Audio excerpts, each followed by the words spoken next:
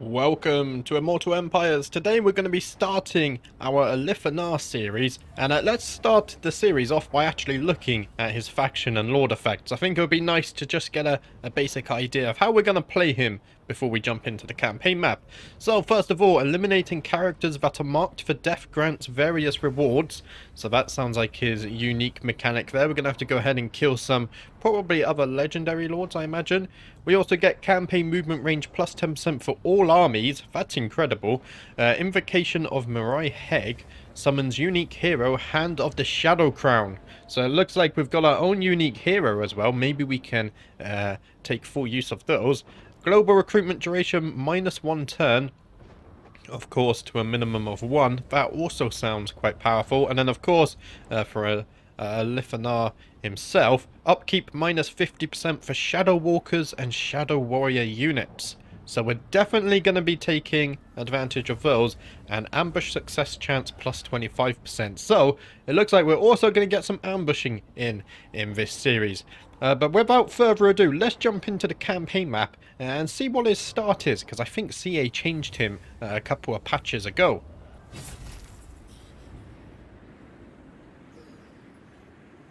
Fear the shadows. Fear my name. Alith Anar.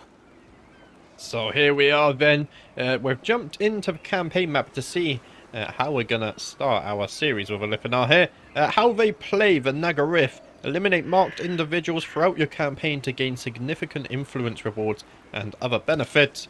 Attack any enemy army in default army stance to have a chance to ambush them, increasing your chances of victory. So that kind of sounds a bit like the Skaven there, which is nice to see. We can use the Shadow Realm stance to avoid obstacles on the campaign map without the risk of ambush. So that's also nice there. Earn influence throughout your campaign to use for political events and to recruit lords and heroes. I think that's just standard High Elf stuff now. Manipulate other factions' diplomatic relations by exerting your influence over them in court to steer world affairs. And establish outposts in allies' lands to garner further influence through espionage. Yeah, so those last couple are just standard. But the fact that we have that extra ambush stance is really cool. I like the sound of that. And speaking of which, we do have some new targets. New targets have been marked for death. They must be eliminated by any means possible. Each one has been selected with the intention of increasing Nagarith's influence during this troubled time. Some of these targets may be neutral, far away, or seemingly insignificant, but the demise of each one will help to further Alith Anar's goals. So we can actually see those up here, and it looks like all three are actually Druki. So we have these guys. If I click on them, it should take us. So these guys aren't too far away, I guess, over here. What about this faction? Oh, this faction's right next to us, so we can go ahead and deal with him on turn 1.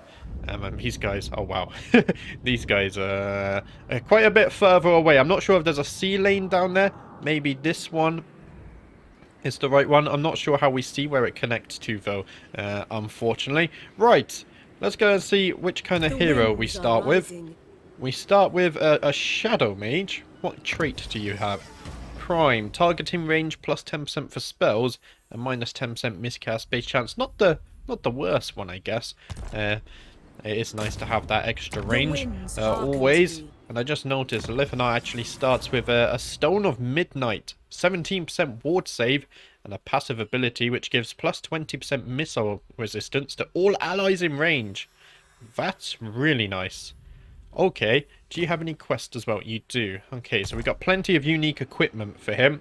One thing we will do before we go ahead and fight this first battle, let's go ahead and look at our victory conditions, because I think in this series we're definitely going to be doing the short campaign victory, and then if we're still having fun and the loading times are good, we're going to push for that long campaign victory. But let's look at the short one first. So we have to destroy Nagarond, so that's going to be Malekith.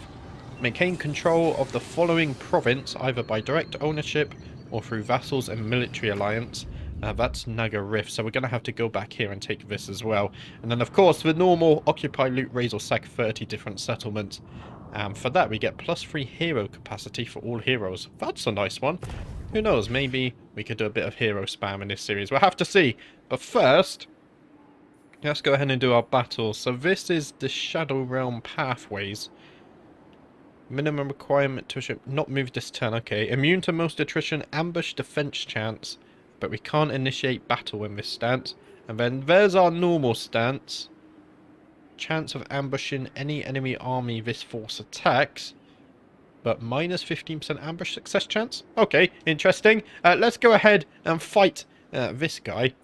What kind of reward would we get from this? Influence, a lot of gold. And we also gain Stalk and Slay. Diplomatic relations plus 20 with High Elves. And attribute causes fear when fighting against Dark Elves for 20 turns. Okay, so let's go ahead and initiate the battle. It's going to be a decisive victory. Of course, we're going to fight it manually, though, because I want to go ahead and see my troops up close. And we did actually manage to get an ambush. So that's a nice way to start the series. Here we go, then. The first battle of the series. Let's go ahead and see what we're working with. Of course, we do have Alith Anar here. He has misled. Creates an image of Alith Anar. Image does not cause damage and it lasts for 62 seconds. Okay, so that could be used to try and take aggro of some enemy units. That sounds cool. We also have Melkov's Mystifying Miasma for our Shadow Mage here. Causes damage to combatants strong versus 25 men unit or above. Strong versus multiple combatants. So minus 25% speed, but also does some damage per second, which is nice. I don't think anyone else has any activated abilities here. What about these Shadow Walkers? So they do have Stalk. They also have Master Ambusher. This unit can move whilst hidden in any terrain, firing in any direction, even whilst running. Oh ho! And Vanguard deployment and poison attacks. Wow. Okay, I like these guys. We're gonna use Shadow Walkers for sure. And then other than that, it's just looks like some standard units. Okay, maybe we should try and do an ambush here. Maybe, what if we put Alith Anar here? He can draw some aggro. In fact, instead, what if we maybe get a standard spear line and we get some archers like so? And then with Alith Anar here, because he is ranged, we can put him here. He can summon someone. We've also got a Shadow Mage. And then, with our stealth units, maybe we can come in behind here. And then get some attacks in that way. They are hidden, which is good. We'll put the Eagle over here just in case we need him. But let's go ahead and start the battle. Should probably go ahead and get some close-ups. But first, let's summon this. Okay, so it has a bit of range on it. Not too much. Maybe we can send him in melee to tie these guys down. And I kind of want to stop these guys from fleeing. So let's go ahead and do something like that. Do they have any ranged units? It doesn't look like it. So let's go ahead and try and take down some of their more melee capable units. There we go. Trying to get my words out there. We could send the Eagle in. Let's go ahead and do that. Here's the image of Alith Anar. So he's fighting in there somewhere. There he is. Of course, he is a hybrid unit. He's got that bow and that sword. There's our Great Eagle. If we go over here, there's our spearmen and our archers lining up. And then somewhere in the trees, we also have our Shadow Walkers. In the next battle, I have to remember to get a good close-up of these guys. But look at that, they look cool. I actually really like their armor. The blue and white goes nicely together. So we're not doing too bad right now. We should probably start using some of that magic. I completely forgot we had that. The Eagle's taken a bit of damage, so let's get him out of there. Of course, we don't want to lose him too early on. Let's go ahead and attack these guys. That should be fine as well. For the king! Alith Anar, if you just snipe her, that should be fine. And as for these archers, if we just shoot him this way, that should all be good there. I think a bit messy here, but we should be doing okay. I have a lot of faith in us. Alith Anar's going into melee. Okay, if you think you can handle it, I trust you. We are being flanked. We've got to be careful of this. In fact, archers, if you can go ahead and deal with that, that would be nice. Let's fire into these guys. That should also be good as well. We're taking a few casualties here, but hopefully it shouldn't affect us too much. We should be able to replenish this. I'm not sure we've got another battle this turn. Maybe I should have paid attention to that. Everything's going smoothly. I think the battle should be over somewhat soon. Orders You guys received. attack them. They're quite good in melee. This is all looking a-okay, I believe. They are running out of ammo quite fast, so maybe we can get some ammo increase in perks. And it looks like Alith Anar is actually engaged in melee. Let's try and get him out of there. Forward. I don't think we actually want him in melee. Same here, we're struggling a bit. Acknowledged. Let's get these archers back. Asa, advance. And then these spearmen. We can get you guys like in here, that's fine. And then attack these guys because they're not retreating.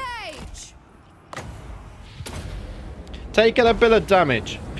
Taking a bit of damage. It's fine, guys, it's fine. Alright, these guys are leaving the battlefield. Let's try and make these guys leave the battlefield. I don't want the bleak swords coming back. They do a fair bit of damage, of course. Alith Anar can summon his shadow. So let's go ahead and do that. And we'll try and tie down the enemy lord. There we go. We will obey. And then with these archers, maybe we can hit the enemy lord. We'll have to see. There we go. Make sure those bleak swords leave us alone. Yes. Striking force. And there we go. We got the victory. Right, let's get these spearmen out of the way. Assyrian guides us. And all of our archers, let's try and kill the enemy lord, just so 100% they don't try to return. This isn't a very good spell for them, but maybe it does something. We go ahead and just speed it up a tad here. Are we going to get the kill? Oh, it's not looking promising, is it? We're doing a fair bit of damage. Hopefully we can kill them before they leave the map. However, oh, we can shoot whilst moving, so that's good as well. We are chasing them down. Are we going to get the kill? Oh, it's going to be close, isn't it? Oh, I don't think we got the kill. Let's go ahead and end the battle. It was a decisive victory, so definitely a nice way to start the series there. And there we go. We did end up losing 78 models, so that's probably mostly from our spearmen there by the looks of it. But as for kills, look at this. The Shadow Walkers. A lot of killing power on them. The poison is very nice as well. So we're definitely going to be trying to make use of those. But let's jump straight back to the campaign map. There we go then. 1200 XP, only 300 gold. Not too much there. And we did get a Talisman of Loek. So that gives us an augment. It's a one-time use, but it lasts for 67 seconds. Base weapon damage plus 30% and melee attack plus 24. Wow. What should we do here? We could take the gold and the influence plus 1 for 5 turns. We could replenish our army, which we could take maybe. Or we could get unit experience. Now, because the spears took a lot of damage, I'm almost tempted to hit the replenishment, because I think we might have a settlement battle to do as well. So let's go ahead and take the replenishment. We should be fine there. And we do actually gain 28 influence as well, because we completed our murderous contract up here. And there we go. So we get the 28 influence, 3,600 gold. Very nice. And we also get Stalk and Slay. So we get that relations and causes fear when fighting against Dark Elves. Very, very good stuff there. Right. Alith Anar also got a level up. I think we're going to go down his blue tree because I've really learned to appreciate Quartermaster. He's also got that ambush success chance down here as well. So let's go ahead and give him Route Marcher and we'll make our way down there. What else do you have? Recruitment cost, income from looting, control. We'll have to see which one we get there. None of them really stand out. And then what's the garrison like here? Not too bad. So let's go ahead and take the Shrine of Ladriel. And I just realised we don't actually start with a major settlement. We only start with a minor one. This is going to be a decisive victory. Do we want to fight it? If we fight it, maybe we take less casualties. That's what I'm thinking of here. However, it does say low casualties anyway. Oh, we're fighting it on a battlefield as well. Okay, let's go ahead and manually fight it. Here's the first episode, and I want to get a proper close-up look of all of our units. Okay, so this is an interesting battlefield here. And one thing to remember, we do have this Vanguard deployment. So do we try and ambush their Dark Shards? They do have some Dark Shards on this flank here. So what I'm thinking is maybe we go ahead and pull our Shadow Walkers over here. They're hidden, ready to ambush the enemy. And then over in this opening, let's try and draw their attention over here with our spearmen. And then, of course, we're going to have our regular archers here as well. How much range do our archers have? 180. And what about these guys? 125. Okay, so we definitely outrange the Dark Elves here. Let's go ahead and put our mage over here too. Very well. Now, as for Alith Anar, there's no hero, so do we want him to tank? I think I'm going to have him ambushing over here as well. Just because if we need to, we can summon the Misled to tank some damage away from us. That should be fine. We also have the Eagle. Let's go ahead and hide him over here for the beginning of the fight, just so he doesn't take any damage. In fact, he can't hide. Let's put him back there. That's all looking good. Right, let's start the battle. I have a good feeling about this one. Let's put these guys in a group as well. Lowest champion. Of course, these guys are going to be drawn to them, and then when the time is right, we're going to go ahead and ambush these dark shards. Hopefully, we don't trigger it too soon, and all of these forces don't come and attack us. That would be very dangerous. They're not in range. Okay, we're already shooting the dark shards. That's fine. We'll wait until they're a bit closer, and just before the dark shards get in range, we will turn and attack them. Are they in range of magic? Yeah, not even close. Okay, that's fine. So Alith Anar is shooting in. Let's go and attack. I think we should be fine with an attack here. We do have that base melee damage if we need it. However, I don't think we will. And there we go. So all of these units are starting to get in range of us now. So we go ahead and hyper focus on those dark shards. We should be fine. And I think we should get away with relatively low casualties. Okay, the enemy are actually turning to attack us. Shadow Dancer. That's not the best. I need to tell these archers to also attack these dark shards. Let's get some magic down on them as well. And then Alith Anar, if we can summon your hero here, and we send him into melee, that should be good. What I'm going to do is actually move all of these guys over here, just because they can fire whilst moving, and we really don't want to get them into melee. So there we go. So the shadow is going to draw some of the aggro. Hopefully these guys get aggroed by them as well. Looks like they dark shards are already leaving, so that's good. Let's go ahead and reposition the archers here again as well. We're going to take that charge from the enemy. Let's position ourselves over here if we attack them. In fact, we might be able to attack behind us. If we attack behind us, that should be good as well. We could even bring in the Eagle to draw that aggro, and we should be safe.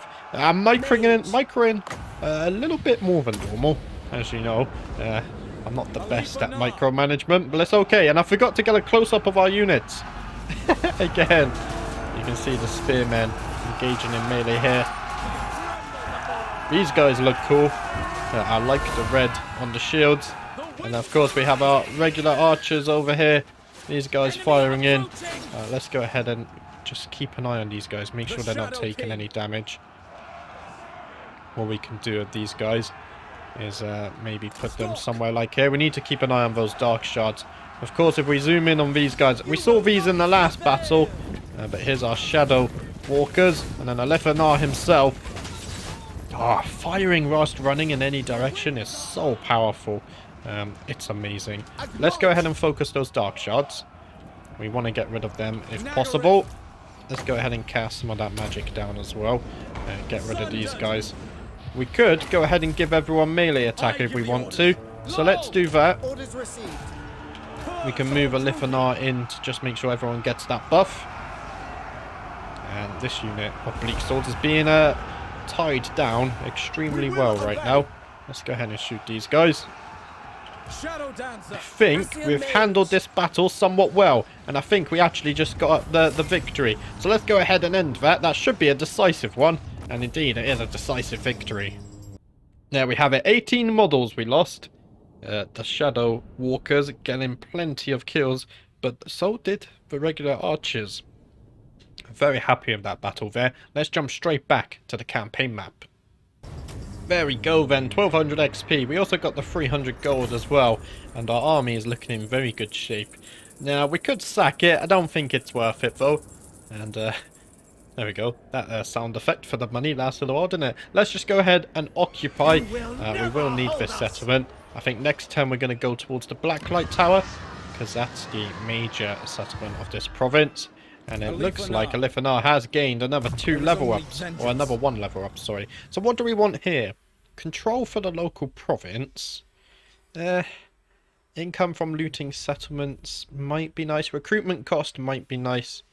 Enemy hero action success chance and ambush defense chance. This is always going to be useful. I think we're going to go with wary. I like the sound of that. That's all fine. And then as for Miriel here, yeah, see, we could give her some scouting. Why not? Let's give her scouting. And in this series, we're going to apply the items as we unlock them this time, so we don't get overwhelmed like in the Boris playthrough before it. So what kind of land or enemies? I think we're just surrounded by Dark Elves. Yeah, we've got the vampires down here, the vampire coast. We've got some greenskins up here. But for the most part, it does look like we're surrounded by Dark Elves. So definitely going to settle some grudges we may have there. Let's go ahead and look at our technology tree. It is the standard High Elf one, I believe. So let's go for military advancements. 1, minus 4% recruitment cost. I like the sound of that. That's all good. If we look at the court... So we can improve relations or damage relations. Okay. With all of the Dark Elves here. We have the Vampire Coast as well. How do we get our unique heroes? Probably through a unique building, I imagine. We have a resource here. So we have our Asana camp. Campaign movement range minus 20% for enemy armies starting their turn in this region. Plus 25% hero action success chance. Minus 20% enemy hero success chance. Plus 25% ambush success chance. And plus 20% ambush defense chance. That's a very nice building. Wow. How do we get... see, that's a noble. That's a handmaiden. Maybe there's a unique building in another settlement or province to get our unique hero. Right, what do we want to start off with? I would like a garrison. However, I think we also need to get that growth going as well. In the Shrine of Ladriel, let's get some growth going. That's going to cost us 1,000. Of course, we can already recruit archers and spearmen, so we're going to do that this turn as well. And then in the monoliths, I think I'm also going to go for that growth and casualty replenishment. And then we're going to hopefully get this to tier 3 and then get the watchtower. Or should we get the watchtower now? I think we should get it now just because this building's here. Yes. Let's go ahead and get the watchtower now. That should be fine. Right. We could also recruit some more units this turn. I think... Ooh. So we got Shadow Warriors and Shadow Walkers. What's the difference? Well, these take an extra turn to recruit. But they have Bella Leadership, Bella Melee Attack, Bella Melee Defense, Weapon Strength, Charge Bonus, and Missile Strength. And they get the Poison Attacks and bonus versus Infantry. There are less models in the unit, though. Do I want to take 2 turns to recruit? When Loic dances, so shall I. When I want to attack the Blacklight Tower whilst there's no real garrison there. I think what we might do is just take the Shadow Warriors, because I don't want to spend 2 turns recruiting. Not right now, but definitely in future I do want to get some more Shadow Walkers for sure. So that's looking good. We could get some global recruitment as well. It's very expensive though. However, it might be worth it. Should we get 3 more? We can only get 2 more. The thing is, that would spend a lot of our gold. We could get some more spearmen as well. They are more expensive to upkeep though. I think for now, let's not do any global recruitment. That's going to spend a lot of our gold. Let's check the diplomacy. Sing the song Don't really have any friends nearby, so there's not going to be any diplomacy this turn. And I think that's everything we can do this turn. Of course, we do have rights, but we don't have any of them unlocked. Ah, a unique hero capable of assassinating without fail will be summoned to your faction leader. So it costs 2,500 gold. This right will unlock after issuing the Reaver Patrol's commandment over a province. Okay. Immune to attrition, casualty replenishment, and corruption. This one gives influence, construction cost, and control. And this one has a lot of stuff. A dilemma will offer a powerful magical item. Recruitment cost minus 10% for Swordmasters of Hoeth, White Lions of Trace, Phoenix Guard, and Dragon Prince units. Plus 2 recruitment rank for those as well. And we get Val's Hammer during sieges. That's an explosion spell. And we also get armor for all of those units as well. A dilemma will offer a powerful magical item. Okay, that sounds interesting. And all of these rights are easy to unlock. They're just going to happen naturally as we play. So that's fine. Right, let's go ahead to turn 2. That took a while, didn't it? And there we go. We do have a new technology. Minus 4% recruitment cost. Now that's always going to be nice. Assassination target aborted. Oh. So this guy must have been wiped out already by someone else. So now we only have this one left, and that's all the way down here. Probably not going to happen. It does refresh every 20 turns, though. So that's nice. There is never peace. Recruitment cost. Wow, minus 50% recruitment cost. That's huge. There must be a way to get down there. Maybe it is this sea lane. Sea of Malice. I don't know if there's any way to see where it leads to. That's the problem. Right, can we reach the Blacklight Tower? We can. So let's go ahead and attack that this turn. I think that's a good idea. We're going to get a Pyrrhic victory for that. However, if we auto-resolve, we don't lose any units. So I think I might actually take the auto-resolve here. Let's do it. We don't lose anyone, so that's fine. 1700 XP, 500 gold. And we could sack this. However, I think we're just going to go ahead and occupy. We could loot and occupy. That's not going to do good things for the control. So I think we're just going to go ahead and occupy. And we do gain a Talisman of Protection. 5% ward save is always very nice. And we do have the province as well, which gives us the invocation of Aisha. Always nice to see there. Let's go ahead and rank up Alith Anar. Oh, what's this? Speed of melee defense. We want to go down and get Quartermaster, really.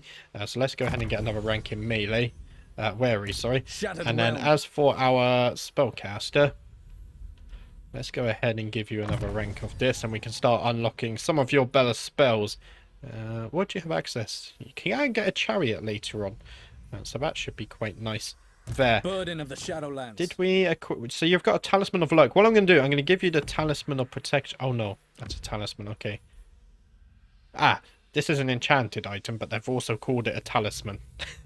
That's a bit confusing. Right, let's give Miriel here, our mage, the Talisman of Protection, so she could melee just a tad if she wanted to.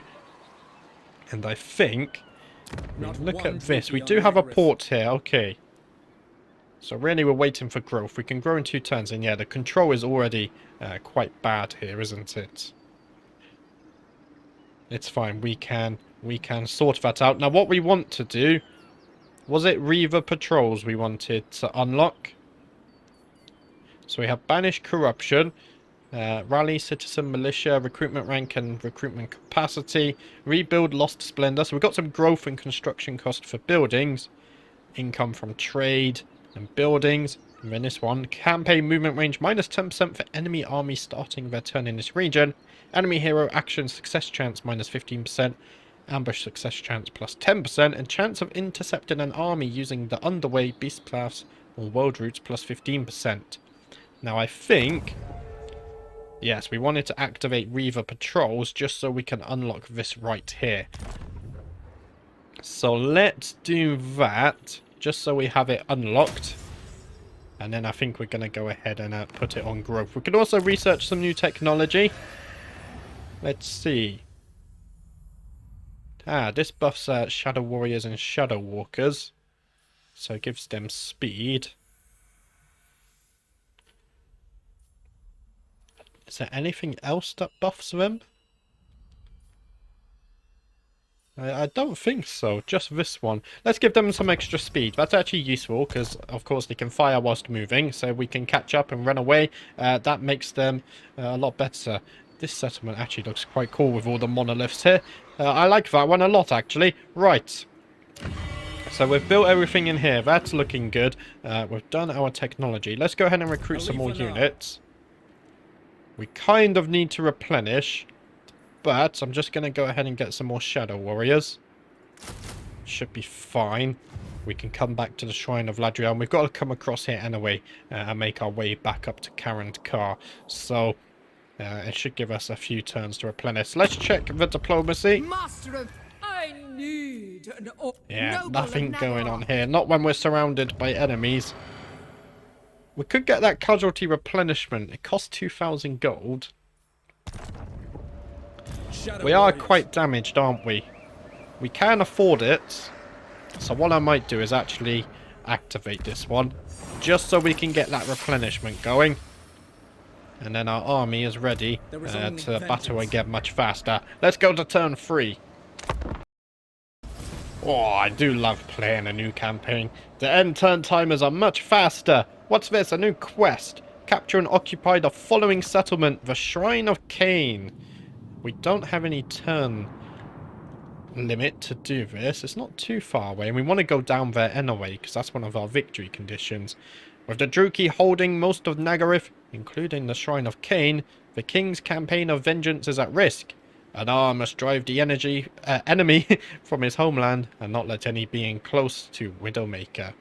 So we gain a lot of influence. 5,000 gold. We also get the Shadow Crown, so that's going to be one of our quest battles. That's looking nice. So plus 5 control in a local province, plus 10% ambush success chance is always nice. And then the passive ability there affects all allies in range. We get plus 15% speed and plus 5 melee defense. Wow. I like that one a lot. We're definitely going to have to get that. And there we go. We do unlock that new right as well. So before let's go ahead and change this over to growth. That should help us level this up a little bit faster. And then if we look here, we do have that quest battle. We can't teleport for this quest battle though, of course. So we're going to have to manually wake our way down there. Sadly, that's going to be it for today.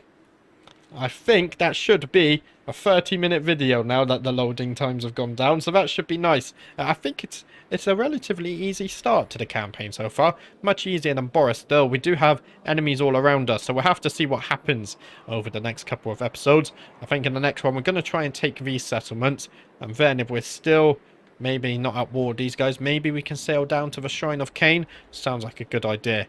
But that's it for today. Thank you for watching, guys. And I will be back tomorrow with the next episode. See you next time.